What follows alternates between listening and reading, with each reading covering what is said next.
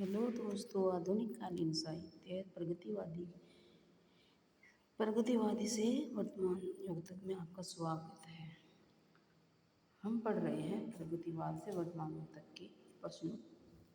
हमने पढ़े थे 340% तक। आइए अब आगे के प्रश्नों को देखते हैं। 341वां प्रश्न है, छायावाद पुनर्मूल्यांकन किसकी रचना है? तो ये पंत की रचना है। साहित्य का उद्देश्य किसकी रचना है? प्रेमचंद की रचना है।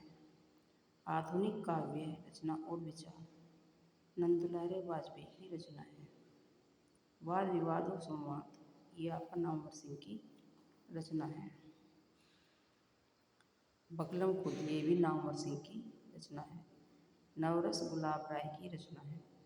हिंदी साहित्य के 80 वर्ष शिवदान सिंह चौहान की रचना है। नई कविता स्वरूप और समस्याएं नेमीचंद जैन की नई कविता स्वरूप और समस्याएं जगदीश गुप्त की रचना है। अधूरे साक्षात्कार नेमीचंद जैन की रचना है। हिंदी साहित्य और संवेदना का विकास राम स्वरूप चतुर्वेदी की रचना है।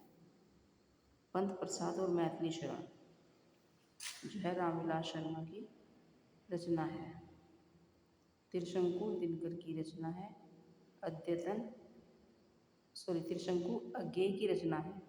अद्यतन अज्ञेय की रचना है। ये दोनों रचनाएं अज्ञेय की हैं। एक साहित्यिक की डायरी ये मुक्तिबोध की रचना है।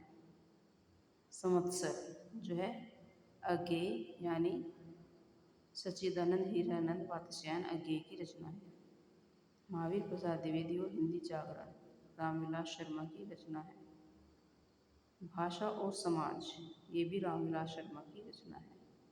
साकेत एक अध्ययन डॉक्टर नगेंद्र की रचना है।